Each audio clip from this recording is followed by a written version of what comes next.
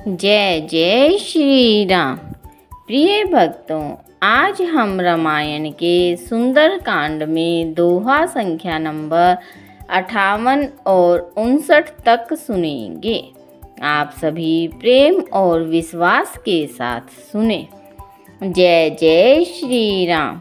इन दोहों और चौपाइयों में उस समय का वर्णन किया गया है जब श्री राम जी समुद्र से प्रार्थना करते हैं कि हमें रास्ता दे दीजिए, लेकिन 3 दिन बीत जाने के बाद भी समुद्र कुछ नहीं करता तो श्री राम जी को क्रोध आ जाता है। तो चलिए कथा को आरंभ करते हैं। बिने न मानत जलधि जड़, गए 3 दिन बीती रामा, गए 3 दिन बीती। बोले राम सकोप तब, भय बिनु होई न प्रीति। सियावर राम जय जय राम, मेरे प्रभु राम जय जय राम। इस दोहे का अर्थ है, इधर 3 दिन बीत गए किंतु जड़ समुद्र विनय नहीं मानता। तब श्री राम जी क्रोध सहित बोले, बिना भय के प्रीति नहीं होती। लक्ष्मण बाण सरासन आनु, सो बारिधि बिसिक कृशानु। 60 सन विनय कुटिल सन प्रीति, सहज कृपण सन सुंदर नीति। उन चौपाइयों का अर्थ है, श्री राम जी क्रोध में लक्ष्मण जी से कहते हैं, हे लक्ष्मण, धनुष बाण लाओ, मैं अग्नि बाण से समुद्र को सोख डालूं। मूर्ख से विनय, कुटिल के साथ प्रीति, स्वाभाविक ही कंजूस से सुंदर नीति। ममता रत सन ज्ञान कहानी, अति लोभी सन बिरति बखानी। क्रोध ही सम काम ही हरि कथा, ऊसर बीज बए फल जथा। इन चौपाइयों का अर्थ है, जैसे ममता में फंसे हुए मनुष्य से ज्ञान की कथा कहना, अत्यंत लोभी से वैराग्य का वर्णन करना, क्रोधी से शम की शांति की बातें करना और कामी से भगवान की कथा, इनका वैसा ही फल होता है जैसा ऊसर जमीन में बीज बोने से होता है। अस कही रघुपति चाप चढ़ावा, यह मत लक्ष्मण के मन भावा। संधान्यों प्रभु बिसिख कराला, उठी उदधी उर अंतर ज्वाला। इन चौपाइयों का अर्थ ऐसा कहकर श्री रघुनाथ जी ने धनुष चढ़ाया, यह मत लक्ष्मण जी के मन को बहुत अच्छा लगा। प्रभु ने भयानक बाण संधान किया जिससे समुद्र के हृदय के अंदर की अग्नि ज्वलित हो उठी। मकर उरग झस गन अकुलाने, जरत जंतु जल निधि जब जाने। कनक धार भरी मणि गण नाना, विपर रूप आयं तजिमाना। इन चौपाइयों का अर्थ है, मगर सांप तथा मछलियों के समूह व्याकुल हो गए।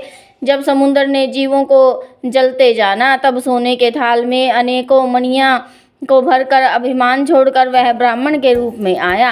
काटे ही पई कदरी फरई, कोटि जतन को सीच रामा, कोटि जतन को सीच। विनय न मान खगेश सुनु, डाटे ही पई नवनीच। सियावर राम जय जय राम, मेरे प्रभु राम जय जय राम। इस दोहे का अर्थ है, काकभसुंडी जी कहते हैं, हे गरुड़ जी सुनिए, चाहे कोई करोड़ों उपाय करके सींचे, पर केला तो काटने पर ही फलता है। नीच विनय से नहीं मानता, वह डांटने पर ही झुकता है।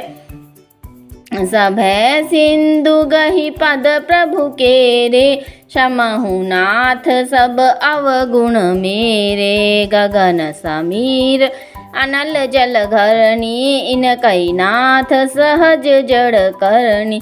इन चौपाइयों का अर्थ है, समुद्र ने भयभीत होकर प्रभु के चरणों को पकड़ लिया और कहा कि हे नाथ, मेरे सब अवगुण क्षमा कर दीजिए। हे नाथ, आकाश वायु अग्नि जल और पृथ्वी, इन सब की करनी स्वभाव से ही जड़ है। तव प्रेरित माया उपजाए, सृष्टि हेतु सब ग्रंथ निगाए। प्रभु आय सुजेहि कह अस अहि, सोते ही भांति रहे सुख लहई। इन चौपाइयों का अर्थ है, आपकी प्रेरणा से माया ने इन्हें सृष्टि के लिए उत्पन्न किया है, सब ग्रंथों ने यही गाया है। जिसके लिए स्वामी की जैसी आज्ञा है वह उसी प्रकार से रहने में सुख पाता है। प्रभु बल की न मोहि सिख दीनी, मर्यादा पुनि तुमरी कीनी। डोल गवार सुदर पशु नारी, सकल ताड़ना के अधिकारी। इन चौपाइयों का अर्थ है, प्रभु ने अच्छा किया जो मुझे शिक्षा दी, किंतु मर्यादा भी आपकी ही बनाई हुई है। ढोल गवार सुदर पशु और स्त्री ये सब शिक्षा के अधिकारी है। प्रभु प्रताप में जाब सुहाई, उतरहि कटकु न मोरी बड़ाई। प्रभु आज्ञा अपेल श्रुति गाई, करो सो बेगी जो तुम ही सहाय। उन चौपाइयों का अर्थ है, प्रभु के प्रताप से मैं सूख जाऊंगा और सेना पार उतर जाएगी, परंतु इसमें मेरी बड़ाई नहीं है, मेरी मर्यादा नहीं रहेगी। तथापि प्रभु की आज्ञा अपेल है, अर्थात आपकी आज्ञा का उल्लंघन नहीं हो सकता, ऐसा वेद गाते हैं। अब आपको जो अच्छा लगे मैं तुरंत वही करूं। सुनत विनीत बचन अति, कह कृपाल मुस्काई। रामा कह कृपाल मुस्काई, जेहि विधि उतरे कपि कटकु। तात सो कहु उपाय, सियावर राम जय जय राम। मेरे प्रभु राम जय जय राम। इस दोहे का अर्थ है, समुद्र के अत्यंत विनीत वचन सुनकर के कृपालु श्री राम जी ने मुस्कुराकर कहा, हे तात, जिस प्रकार वानरों की सेना से पार उतरा जाए वह उपाय बताओ।